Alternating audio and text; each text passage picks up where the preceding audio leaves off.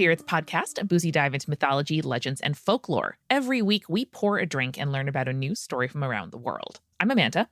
And I'm Julia. And Amanda, I want you to think back several episodes ago, weeks, maybe months ago. Yep. Maybe last year. I don't really recall. The thing about podcasting that we joke about a lot is we say things into the microphone and then completely forget about them until someone reminds us of a funny thing we said. And we're like, oh, I did say that, I guess.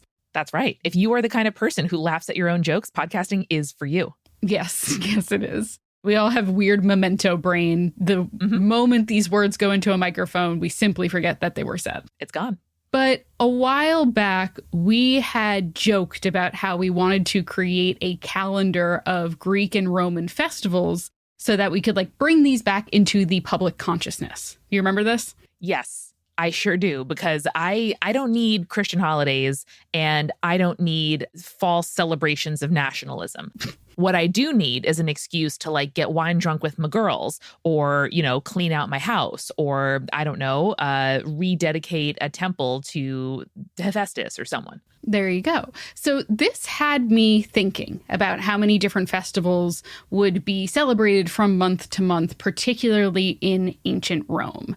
And since so much of our modern calendar actually pulls from the ancient Roman calendar, I figured I would get us somewhat started off by discussing the various different Roman celebrations that happen in the month of April. Hey, that's the month. What's coming now? That's the month we're in currently. So let me tell you, Amanda, April, pretty important month on the Roman calendar.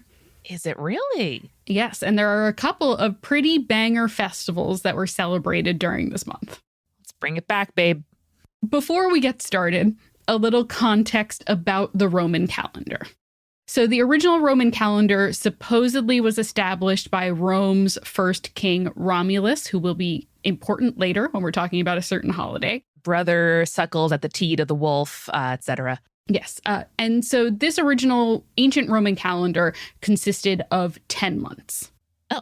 Now, the Julian calendar, which it was established unsurprisingly by Julius Caesar in 46 BCE, is basically the solar calendar that we more or less use to this day. It's 365 days, a leap year every 4 years. Now, why is my brain telling me that we use the Gregorian calendar? That's a great question, Amanda. So the Gregorian calendar accounts for an 11-minute annual drift that happens in the Julian calendar. Oh, okay. So the Gregorian is like Julian 1.1. So the Gregorian calendar was established in 1582 because after, after 1,600 years or so, they were like, there's this weird 11-minute drift that's happening every year. How do we solve that? Got it. So that is improves the accuracy by skipping leap days on century years not divisible by 400. So next time your bar trivia team needs to answer the difference or a if-then question about the Julian and Gregorian calendars, you're welcome. In this episode, we're going to be talking about the Roman calendar, and we're mainly going to be talking about this as the pre-Julian calendar, with its 10 months, and with the calendar starting with the new year in the spring in March. So in the pre-Julian calendar, March is the beginning of the new year. And don't it feel that way sometimes, Julia? It do feel that way sometimes. So that would make April, which was known as Aprilis, technically the second month of the Roman calendar. Right on. At least here in the Northern Hemisphere, it does feel that way. March is when stuff starts peeking its head out of the ground, and April is when it starts blooming. And that's a great point, Amanda, because the name Aprilis, as the Latin word, has roots in the word aperio, which means to open. Oh.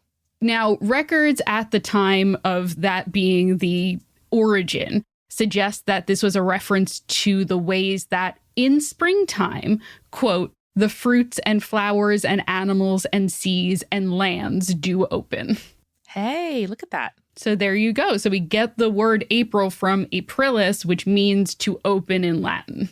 Love it. Like that blooming, beautiful, everything is opening up kind of thing. So there is some suggestion from scholars, and particularly as well from the poet Ovid, that the month of April is tied to the goddess Aphrodite, and that the name might have come from her Greek name as well. So as you know, Aphrodite, Greek name for the goddess, Venus, the Roman name for the goddess. And Aphrodite does emerge from those frothy shores from the clamshell. So there is also a bit of an opening up there. That is very true. Very true. And also there's a sort of like interesting, we'll talk about this in one of the festivals, but like Venus is particularly tied to the Romans being able to trace their origins back to the ancient Greeks. Okay. Some nationalism after all. Yes. So there is some importance to that as well. And it's also potentially tied to the fact that Aprilis is a month that celebrates the goddess Venus pretty substantially. There are several festivals that are dedicated to her and various aspects of her. And that starts actually with the first festival of the month, which we'll talk about right now. But before we do, a little bit more calendar context to make this even clearer. You might remember I mentioned in a previous episode at the beginning of the year, calends, right? Mm-hmm. So calends is the first day of every month in the ancient Roman calendar and is in fact where we get the word calendar from. Now, what's confusing, or at least slightly confusing, is that the Romans didn't number their days of the month from the first day to the last day. So like, for example, if you were reading the pre-Julian calendar in ancient Rome, you wouldn't see like April 1st to April 30th. Instead, what they did was they would count back from 3 fixed days in every month. So like beginning, middle, end? Yes. So we had calends, which would be the first of the month, but not that month. It would be the following month. So like you would be like, oh, so this is 3 days before the calends of Aprilis. And that would be like the end of March. Okay. It seems a little confusing, but I'm following so far. It's a little confusing. There was also the Ides, as in Beware the Ides of March. She's the middle. She's the middle. It would be either the 13th or 15th day of the month. And then there was the nones, which are either the 5th or the 7th day of the month. So, for example, in April, the nones was the 5th day of the month. The Ides was the 13th day of the month. So, to give you a practical example of that, for it to make sense, what we would consider April 23rd would actually be considered the 9th day before the calends of May. Well, that seems worse. It seems like we have the better system now. I agree. I think so as well. But you have to keep in mind that this was a weird fluctuating sort of calendar. And so the days didn't always like super line up where there would be 28 days or 30 days in each month. That's fair. And if you're going to meet, like, if you're going to have a festival in the Ides of March, like you know, it's almost like every year you're told when exactly that is, but you can all agree that like that's the like holiday you're going for. And you know what's really helpful, Amanda, is that on the calends, so on the first of every month, that was when, in case you couldn't remember, like, oh, how many days is in April this year, you would have basically like a town crier would go and announce what days the festivals and celebrations for that month were. Gotcha. Makes sense. Isn't that helpful? That is super helpful. Someone has to do it. Exactly. So most calends, which is, again, the first of the month, would have some sort of celebration. It would also be the day where all of the celebrations were announced.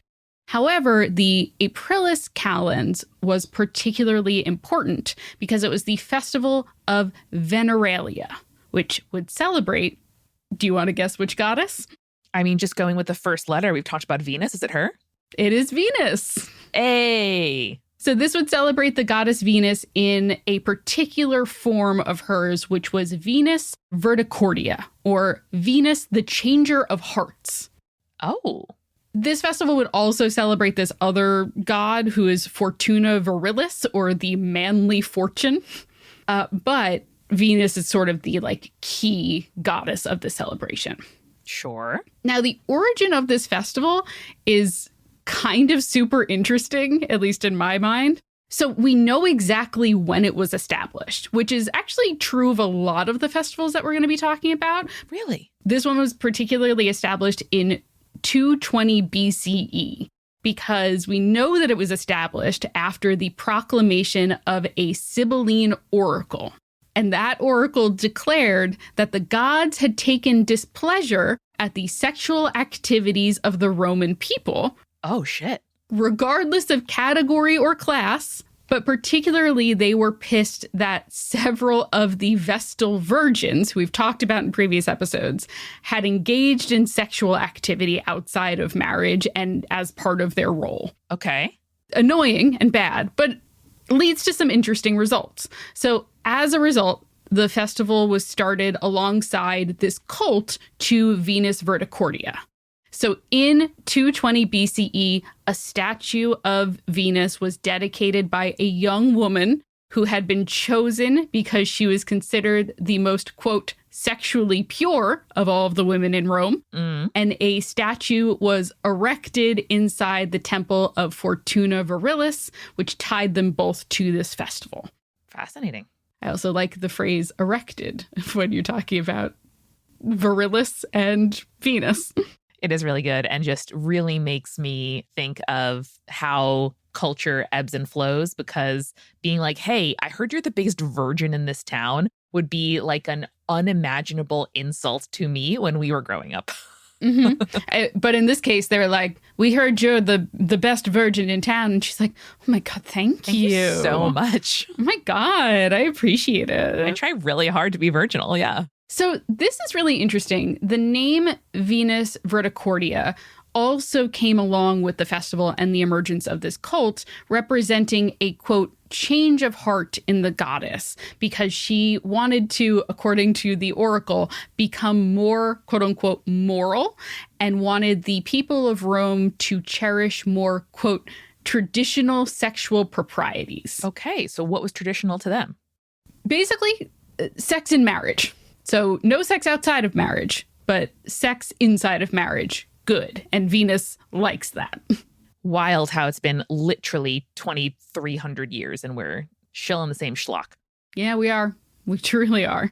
So what is interesting here is that she would go on to eventually get her own temple about 100 years later in 114 BCE, by which point she had become a particularly important goddess that reflected these societal changes towards what the ancient Romans considered morality and sexual propriety as dictated by the state. So on her festival day of Veneralia, her statue or image would be taken from her temple to the men's baths in town, which I think is interesting.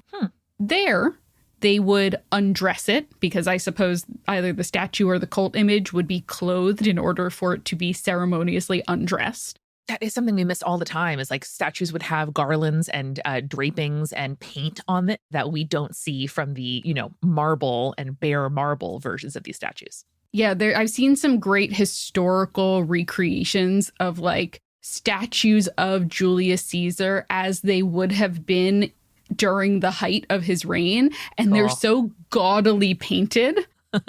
And it's really wonderful. We have to, again, blame the Victorians for like really idealizing this like pure white marble imagery, because that's not how the Romans actually treated their art. Bummer. So she would be undressed, and then she would be washed in warm water by her priestesses or attendants. And then after that, she would be garlanded in myrtle, which was associated with Venus because it has supposedly aphrodisiac qualities. But only if you're married.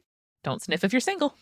So the statue then would be presented publicly or else returned to her temple, where the Roman citizens would appeal to the goddess for assistance in matters of the heart, mainly around betrothal and marriage, but sometimes around sex, particularly sex in marriage as well. Now, I will say I do find that she is a particularly interesting version of Venus that became very popular during this period. To some extent, it is less about suppressing sexual desire and upholding like sexual quote unquote purity in the form of like abstinence or celibacy, but it was more about pushing people of any rank or any creed within the Roman Empire towards sex in marriage, which the state considered beneficial for the entirety of society. Yeah, I mean it's a state building project to endorse certain kinds of relationships and certain kinds of sex, particularly those that would create legal citizens to draft and vote or become workers in that national project. I will say this, in our modern understanding, feels derivative, right? But it is at the time kind of a step forward in some ways for women and their role in ancient Roman society, because this is exemplified by this idea of the like change of heart, quote unquote, that Venus went through. It is Roman society acknowledging that women are able to shape the moral compass of society as much as men, albeit in different ways, because this is still ancient Rome and men and women aren't actually equal in all of the ways. It's just they have their own spheres of influence. Not quite what we're going for today, but you're right. That is notable that they are listening to a woman goddess and her feelings and insights via a woman prophetess on sexual conduct, particularly the very much state sanctified and male-led institution of marriage. Exactly. And I think that this being the first festival of the month is extremely interesting in comparison to the later festivals in the month that we'll talk about towards the end of this episode. Ooh, let's go. Because this is really exemplifying sex within marriage. And then later, a little spoiler for you, a lot of the festivals are like sex work. It's great. Oh, okay. We'll talk about that when we get there, though. So that's our first festival, an interesting one, though not like absolutely crazy in terms of the celebrations, right? Yeah, plenty of people are like, hey, it's May Day. Go have babies like the lambs, but only if you're married. So our next celebration, I think, sort of ups the ante a little bit, since now we're going to get some more like games and performances rather than just ritual bathing of a statue, right? Which, side note, Julia, was that just like a sexy show for the men at the men's baths as like the nubile young women priestesses like bathe the statue? I'm not entirely sure. I want to think no, mainly because most versions of the statues of Venus, she was nude. So this wasn't like and now we're going to get to watch the Venus be unveiled and unbathed. No, I wasn't really like that. Gotcha. So our next one that we're going to talk about is Megalacia. Oh, sounds like a Pokemon. It does sound like a Pokemon. So this was celebrated from April 4th to April 10th, and this honored the goddess Cybele. Now, her name might sound familiar to you from Greek and Roman mythology. She is this like mother goddess who often got thrown into the mix in Greek mythology along with like Rhea and Demeter and sometimes Gaia, right? Mm-hmm. She's essentially like a earth mother goddess. And I was just going to say earth mommy, and then I'm like, Amanda, there's probably a way better way to put it, but I'm glad that we were on the right track. You're right. So what's really interesting about her is she actually predates ancient Greek worship, and she was probably imported to Greece from Anatolia and then incorporated into the Greek canon as a result. So she ended up being associated by the Greeks with a really interesting dominion, in my opinion, which is the separation between the tame and the wild. So she is associated with mountains and fertile nature and wild animals, like particularly lions. But then also she's associated with town and city walls. Julia, did you bring me a liminal queen for my birthday? That's her. Thank you.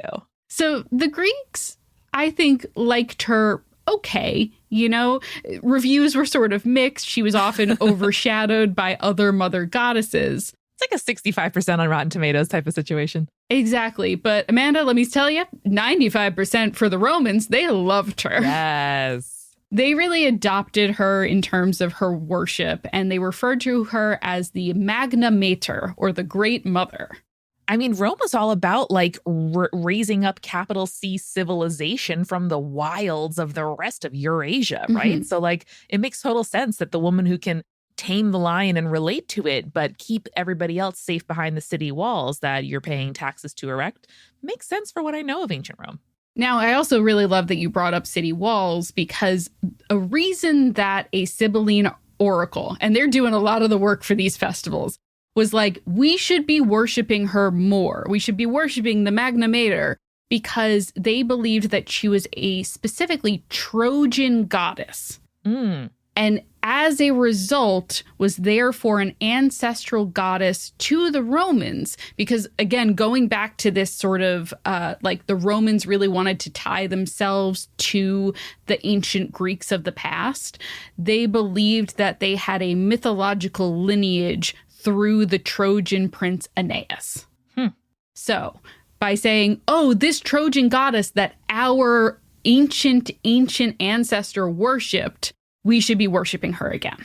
Fair enough. So again, we know exactly when this started becoming a regular festival. It was in 191 BCE, which was when the temple to Cybele was constructed. Though we know that there were like sacred feasts and celebrations for her that dated back to 204 BCE.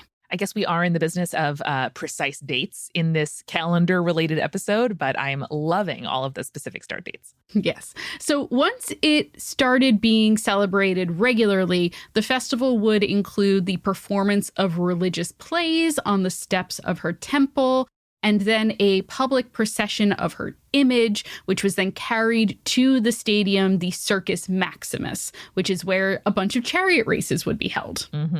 Now, part of the reason that the races were associated with her specifically was that from where her temple was, if you stood on the steps of her temple up on this hill, you could see the entirety of the racetrack.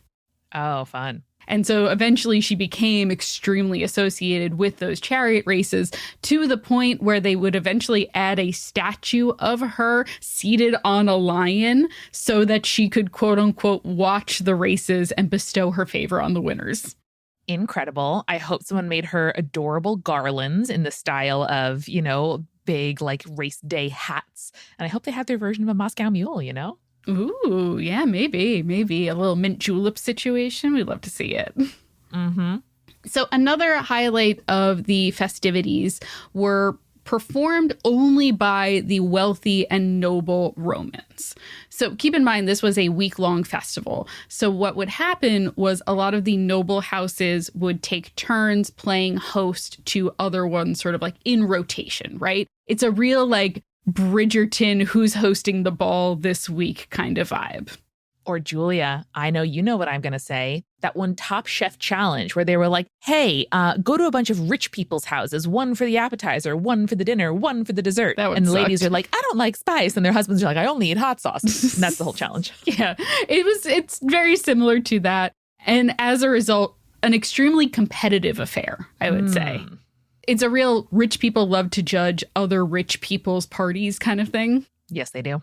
These were extremely lavish and costly parties. And if you were the person who managed to outdo all of your neighbors in these celebrations, then you were also expected to try to outdo yourself the following year. Oh, damn. You can't rest on your laurels even if you win. No, not even a little bit. So the expenditures, Amanda, got so extreme that in 161 BCE, the Senate actually had to issue a decree limiting how much households could spend on wine, meat, and silverware during Megalacia. Damn. Wish we'd do that for, I don't know, political elections, but that's just me. You would hope, right? They were just like, we are spending so much money on wine. We can't keep doing this.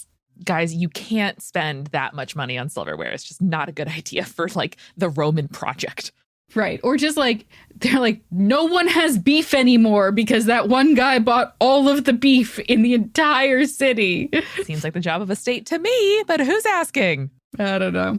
So while Megalacia celebrations catered more to the rich and noble members of Roman society, Amanda, our next major festival was much more plebeian in its origins. And when I say that, I mean the literal definition of plebeian, which is like not the rich patricians of Roman society, but rather just the common people, right? That's where I'm most comfortable. What are we getting into in the back half of the month? We are getting into Cerealia. Oh, I like the name. As you might be able to guess by looking at the name or hearing the name, this major harvest festival celebrated Ceres, who is the grain goddess and the Roman equivalent to Demeter. I just thought I was being silly hearing the word cereal in that festival name, but you're right. It's a cereal grain. That's where we get it from. You're absolutely right. So this was a mid to late-ish April festival with obviously agricultural origins, though celebrations would eventually become more urban as the Roman Empire grew and consolidated around the city of Rome, right? Mm-hmm. But as part of its agricultural origins had to do with the fact that Ceres is said to be the patron goddess of the plebeians, the common people were the ones who organized the event. They were specifically organized by the aedile, who were the plebeian citizens who were elected to be in charge of like roads and marketplaces, but also most importantly to the goddess, responsible for keeping the availability of grain to its citizens at reasonable prices. A very important civil service kind of merchant class. Exactly. And because it was an elected position too, it was a way of like sort of bringing your rank up higher without still like being essentially a class traitor, I would call it. Yeah. So like many festivals, Cerealia featured games. The most of the particular types of games are lost to us through the passage of time and records, besides the fact that we know that they would do the traditional chariot and horse races. However, Ovid, in his recounting of the games, mentions races in which women would dress in white and then run with a lit torch. Oh, shit. So supposedly, this was supposed to be in reference to the Roman equivalent of Persephone, whose name was Proserpina, and this is like a reference as well to Ceres's search for her daughter after she is kidnapped to the underworld. Got it. There were also, of course, religious theatrical performances, and there is reference to some of these theatrical performances handing out like commemorative coins to mark the occasion. Oh, shit. Kind of like those pressed pennies for when you go to various different like theme parks and stuff like that. So good. And of course, there was feasting. Though, interestingly, where most feasting in Roman festivals were done mainly by the patrician class, the higher ranking people, Cerealia was marked by exclusively plebeian banquets. Love it. Richie's, you can't come even if you wanted to, and your budgets are definitely still recovering from the one we just finished. Exactly. Now, there is a like sort of fucked up aspect of this festival, which I also think is interesting from a like scholarly perspective, I say, but also involves animal death and animal cruelty. If that is not your jam, I would suggest skipping forward a bit. And also as a little bit of a content warning, animal sacrifice does feature heavily in a lot of these festivals and will in the back half as well. So, hey, I will warn you ahead of time before we really discuss it. But if that's not your jam, totally understand. All right. So what'd they get up to in this specific festival? So the festival was particularly usually initiated during this nighttime ritual in which live foxes were caught. Their tails were set on fire, and then they were released to run either through a field in more rural settings or through the Circus Maximus in Rome, either until the fire went out or they passed away. Now, why on earth would humans do this? Now, this is supposedly a story that is linked by Ovid to a association with the god Ceres. So in this story, a farm boy catches a fox trying to steal chickens and attempts to kill it by burning it. Now, the fox managed to escape, running through the fields with its tail alight, which set fire to the fields as well as their crops, right? Oh, shit. So since both chickens and grain are sacred to the goddess Ceres, foxes were punished at her festival. I see how A leads to B. Obviously not a thing that we want to bring into the modern day, but that is a relevant symbolic, practice that was a part of this festival. And additionally, the symbolism has to do with the idea of like this was done in order to protect the crops from either disease or famine, or like quite literally the fire was bringing vitality or warmth to the crop for the following season. Got it. Now, Amanda, I've got some other very cool festivals to tell you about, but before we get there, how about we grab our refill? Let's do it. Hey, everybody, it's Amanda, and welcome to The Refill. First and foremost, thank you so much to each and every one of you who support us on Patreon. We simply would not be here every single week, making your Wednesdays a little bit brighter, but also darker because spooky, without your support. So thank you, Sapphire Loralin, who is our latest paying patron.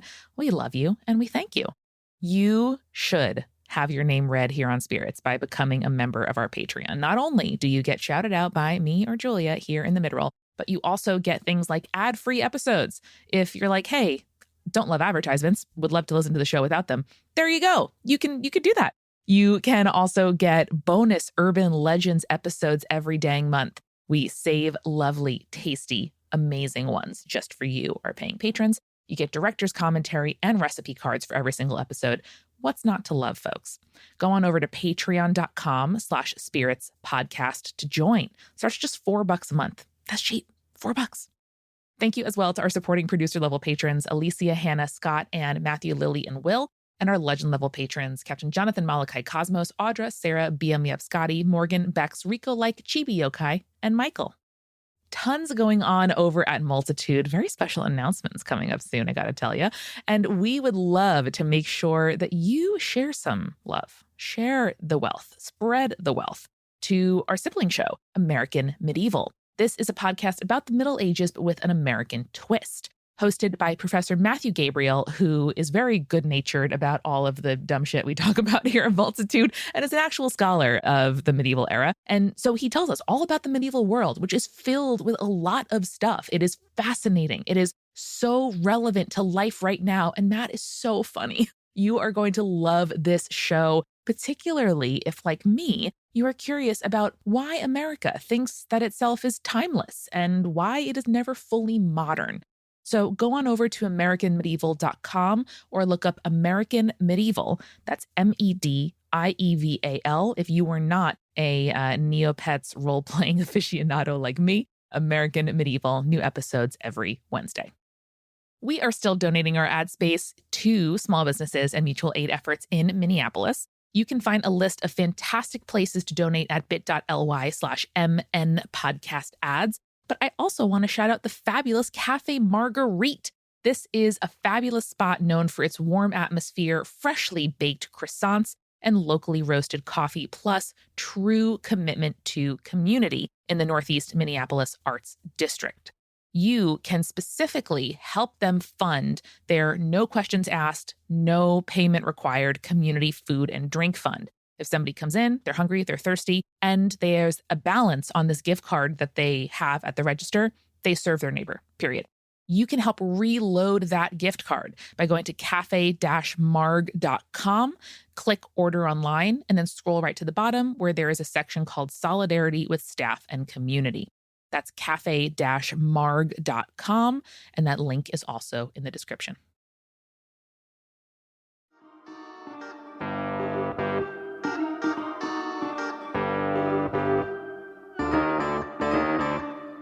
Amanda, we are back, and for this cocktail, I found one that was associated with one of my favorite little phrases that I always remember from being a kid, which is the April showers brings May flowers.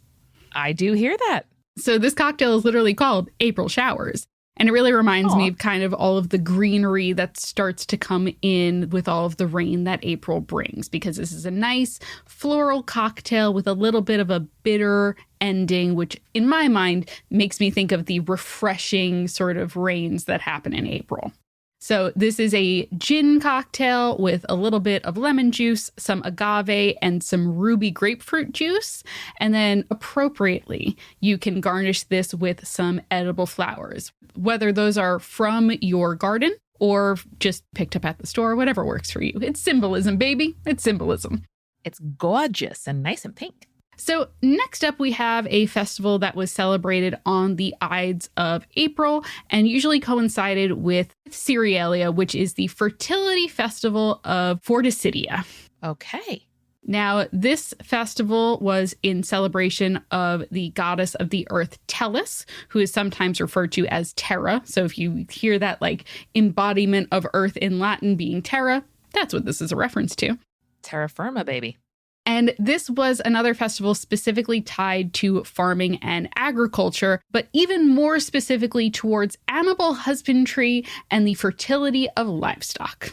Matters a hell of a lot. And as we're getting into lambing season, you gotta make the lambs get started.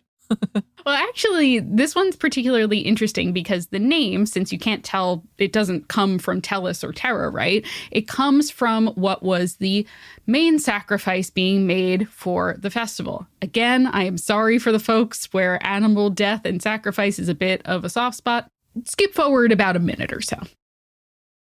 So specifically, the type of cow that was being sacrificed. There was a particular name for it, and it was particularly a pregnant cow that needed to be sacrificed for this. Yikes. So this comes from an oracular dream that was supposedly had by this King Numa Pompilius during a time where Rome's crops were suffering really, really badly. So in the dream, the god Faunus comes to him and tells him, "By the death of cattle, king, Tellus must be placated. 2 cows, that is. Let a single heifer yield 2 lives for the rites." That's very specific.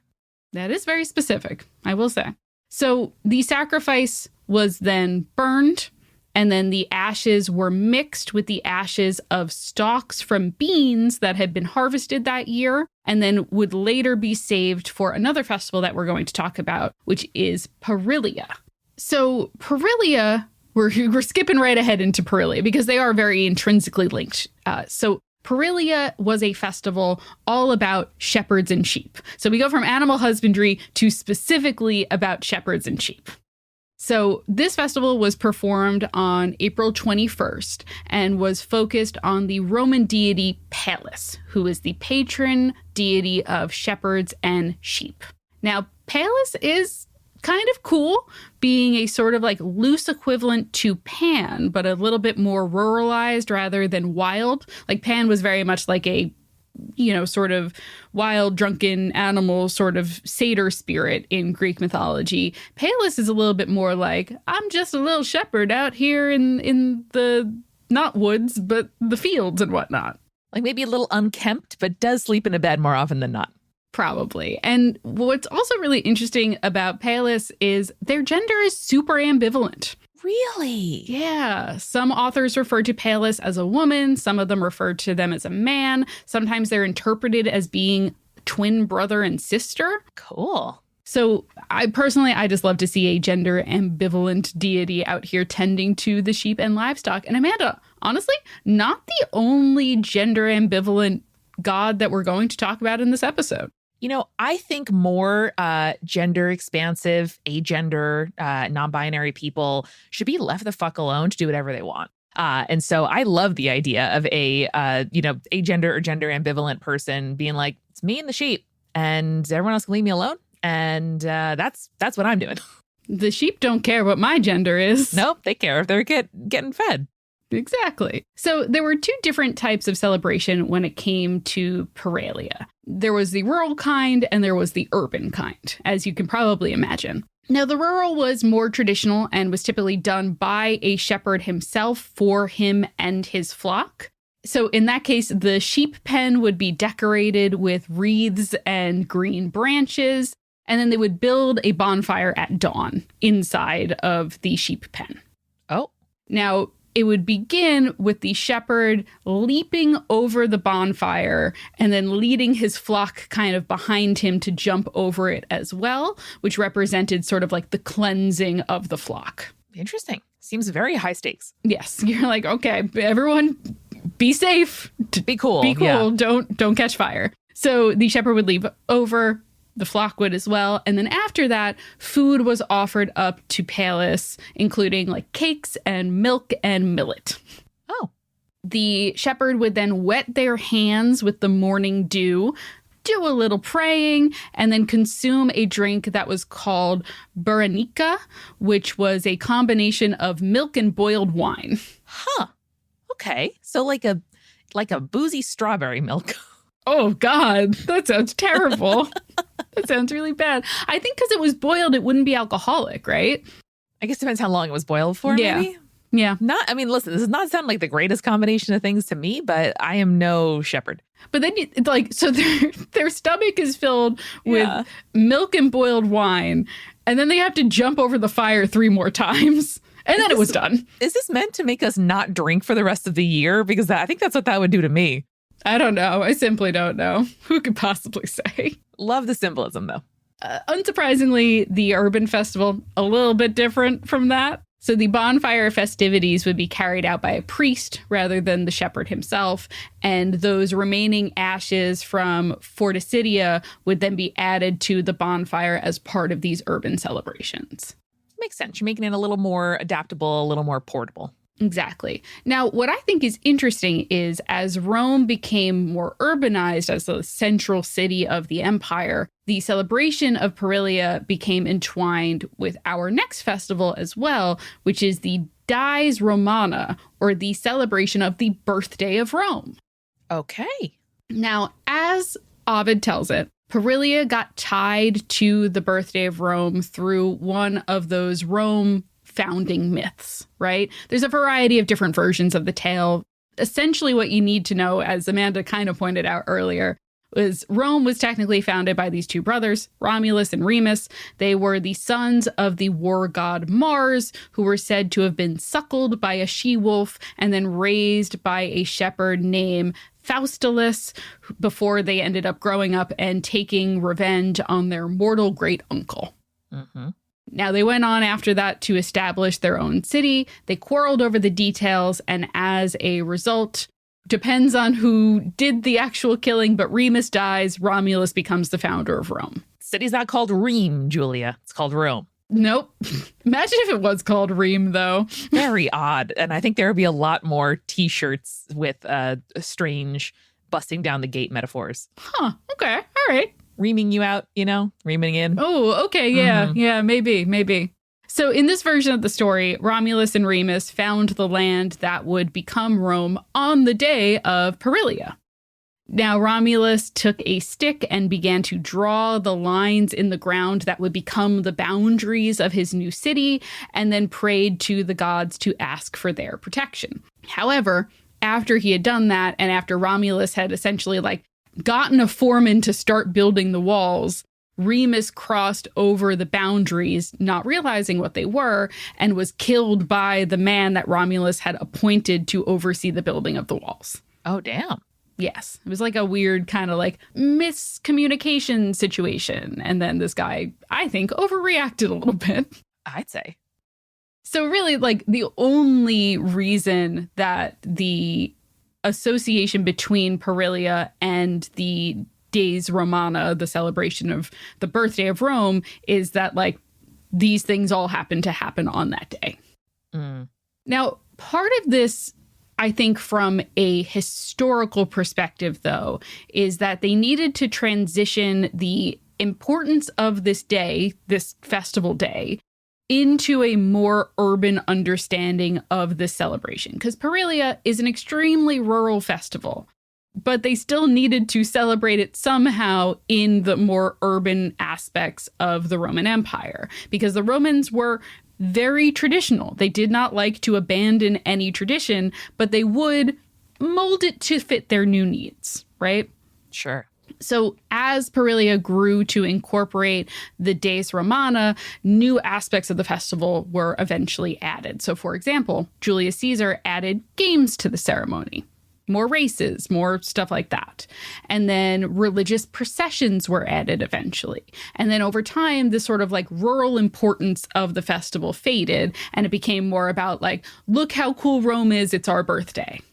I can definitely relate to not really knowing why we're having a celebration, but that this is how we celebrate. There's some games, there's some feasting, there's some parading, there's some laurels, there's some praying. And why we're doing it, less important over time. So this was really codified in 121 CE when the Emperor Hadrian built a new temple to Venus and Roma. So the literal personification of the Empire of Rome, and then officially declared that the holiday was going to be changed from Perilia to Romea. And so the holiday became Romea. All right. Now, this is not the end of harvest festivals that are celebrated in April, Amanda. I guess we're harvesting our winter crops. We certainly are. And you know what winter crop is like particularly important? Wheat? Wheat, yes, but we had cerealia already. What's another thing that, Romans seem to love? I mean, wine. Hell yeah. Next up, we have vinalia. Yeah. So this was held in honor of Jupiter and once again, our goddess Venus making an appearance. Mm-hmm. So this was held on April 23rd and was the festival specifically for the wine harvest. It's kind of like the beginning of the harvest for the wine rather than the end of the harvest for the wine. And you'll see there's actually really interesting. There are technically two different types of this festival that were celebrated. Vinalia rustica, which was actually instead held on August 19th and essentially just meant like rustic vinalia, right? Mm-hmm. And then it was done on August 19th before the harvest and when the grapes were being pressed, right? Got it. And then there was Vinalia prima, which was also known as Vinalia urbana, which was held in April on the 23rd and was primarily done to bless and sample the previous year's wine, as well as appealing to the gods for good weather for the next harvest. You're whetting the appetites and getting into wine season. Exactly. So I mentioned this was held in honor of Jupiter and Venus, and that's because the two gods were tied to specific types of wine that were made. Now, Venus, for example, was the patroness of what was considered, quote unquote, profane wine. So this was the kind of wine that everyday people would drink, right? Sign me up. The reason Venus is associated with that is for the Romans, it was pretty clear that wine led to lowered inhibitions, which led to intoxication and sex. And so they were like, Venus, we know this is what you're into. Hey, Venus, I heard you're really into lowered inhibitions and sex. Do you want some wine? Exactly. Why not? Meanwhile, Jupiter was the patron of something called temetum, which was the strongest and purest wines that were produced, which were specifically made as sacrificial wine. This particular honor was bestowed on him because of his association with the weather, and as such, he's the reason why the grapes for the wine could be harvested in the first place, right? Got it. Now, as part of the celebrations for Vinalia urbana, the sacrificial wine would be poured as an offering outside of Venus's temple as part of the festival rites. Also, what I think is interesting to me, at least, and again, this is sort of going from the version of Venus that we saw at the beginning of April and now going to this version of Venus, which is women, mainly plebeian women and sex workers, would then gather at Venus's temple, offering up sacrifices of myrtle and mint and asking the goddess to bestow on them stuff like beauty and charm and wit. Right on. Now, I would also at some point like to talk about the Vinalia rustica, which happens in August, like I mentioned, but this is the April festivals episode, so I don't know, maybe we'll just have to do some more festival episodes in the near future. Who can say? Love it. Next up, again, another harvest festival. Would you believe? However, in comparison, this one is a little dark to the others that we talked about so far. So this is Robigalia. So this was held on April 25th. It was named for the god Robigus, who is a lesser known god by our modern understanding, right? So, Amanda, once again, the gender of Robigus, who is also sometimes known as Robigo, is somewhat ambiguous. Huh. Robigus suggests that it might have been a masculine name. Robigo suggests feminine. But regardless of what gender we're talking about here, they were said to protect from various different types of blights and funguses that would destroy a harvest. Specifically, they were associated with one that was known as wheat rust. Oh, absolutely. Fuck rust on the houseplants. That sucks. It's bad. So as such, this festival was designed as a way of appeasing the deity so that the grain fields would flourish and not be impacted by disease. So this, while it is a festival, was really sort of an anxious sort of festival. Like it is really sort of defined by the anxiety around if this happens, we're totally fucked. Never a great place to be making any kind of decisions from, of just like the panic over the worst case scenario. Now, you said this festival was dark. What specifically? Where did we go with this? Yes. Okay. So because this god was associated with something so destructive, like it could literally starve the empire if they were not appeased. Yeah. There are some ties to types of rites that were often made to chthonic deities like Hecate. And part of that connection is what would typically be sacrificed as part of Robigalia. And again, animal sacrifice, if it's a sensitive topic, especially if you're a pet owner for this one, skip ahead about 30 seconds or so. So Robigalia was usually marked by the sacrifice of a female dog, particularly a red dog, as that color is associated with the deity, and the same color of wheat rust that the Romans were attempting to stave off. So the chthonic tie here as well is that Hecate was associated with dogs and would often have them sacrificed to her as well. So besides these sacrifices, chariot races were also a feature of this festival. What I like about these particular races were they were sort of classed like major league and minor league. So the minor league races were like horse chariots that only had 2 horses. And then the major leagues were like, you can handle 4 horses now. Yeah, double the horsepower, baby. Exactly. So I thought that was really fun that they have like major leagues and minor leagues for this. Adorable. Also, Julie, just so you know, King Charles, the horse racing and chariot racing that he's into is the little dinky kind with just 2 horses. Boo that man. So this festival also coincided with another celebration for, again, a lesser acknowledged group of people, I would say, which is sex workers. Always been there, always will. Not often a form of labor that is compensated or respected, certainly not venerated. So I'm glad to see that they're involved. Yes, and specifically this celebrated the work of sex workers who would work out of a brothel and the protections at the time that would come from that, and were considered quote unquote professionals with a certain amount of standing and rank in society. Yeah, not a freelancer. So animal sacrifice, not good. Acknowledging that sex work is work and should be upheld. Love that for us. Julia, that's a platform I can get behind. And then finally, Amanda, our last festival ends April and brings us into the beginning of May, which feels appropriate for us to end this episode out with. And that is the festival of Floralia. Floralia? Is this all about pretty flowers?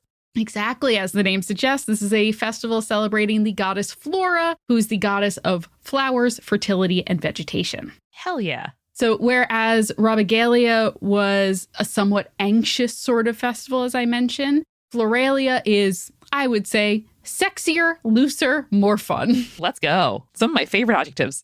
Her worship started when her temple was built in 241 BCE after a drought really threatened the Roman harvest. And at first, this was a festival that was celebrated only occasionally, sort of as a as-needed thing, according to Flora's priesthood. But when several years of crop damage occurred, the celebration became an annual one in 173 BCE. Makes sense. You skip the preventative care too many times and it becomes a problem. So let's just be safe, throw it on a calendar every year.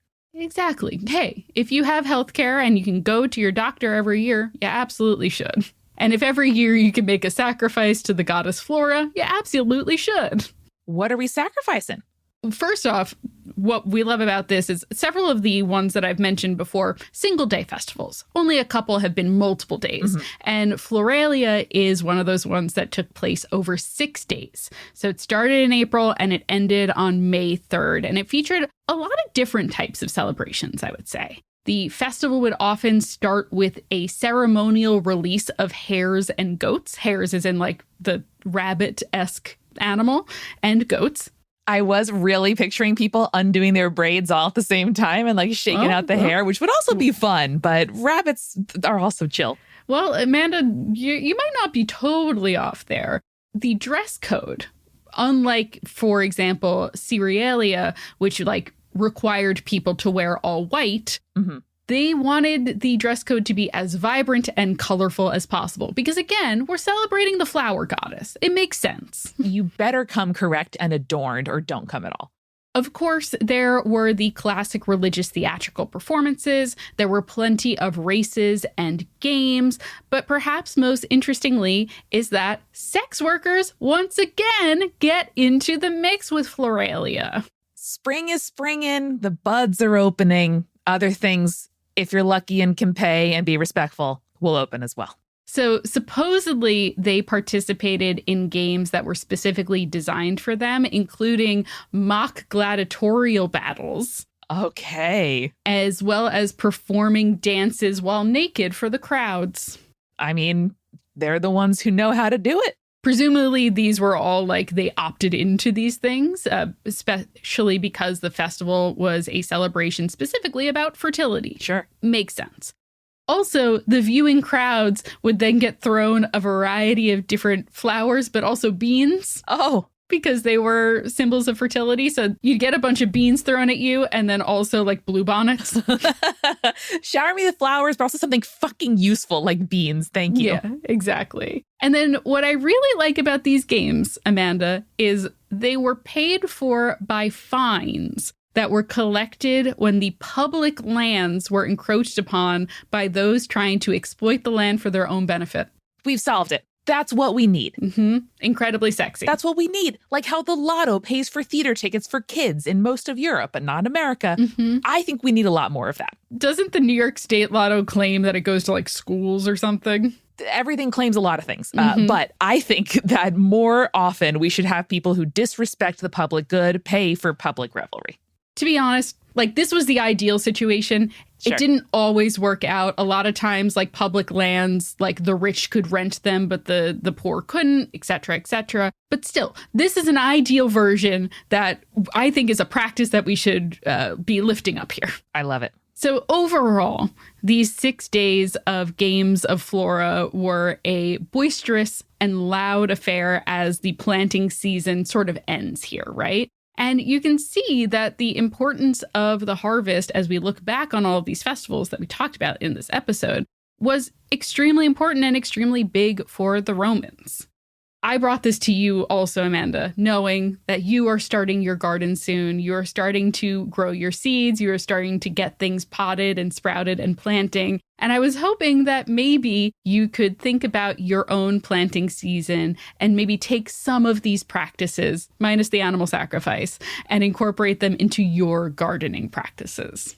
I think this is fabulous. I am going to, pour a nice glass of wine. I am going to open up my bean seeds and plant a few, but maybe chuck a couple others at, I don't know, a performer that I appreciate. But I love this idea. I love the fact that for, again, all of human history, we have been saying, man, that winter was long. Man, I hope the garden grows well. Man, I hope we have enough. And let's do what we can, worry a little bit, but also have some fun this spring. That's such a beautiful note to end on, but now all I can think of is going to a drag show and throwing beans at the performers. Don't do that. Don't do that. I mean, don't do that. But also, if you want to tip a drag queen with like a big package of like dried heirloom beans, they'd probably take it, money, but also beans. Okay, maybe wrap the beans in a $20 bill and then hand it to them.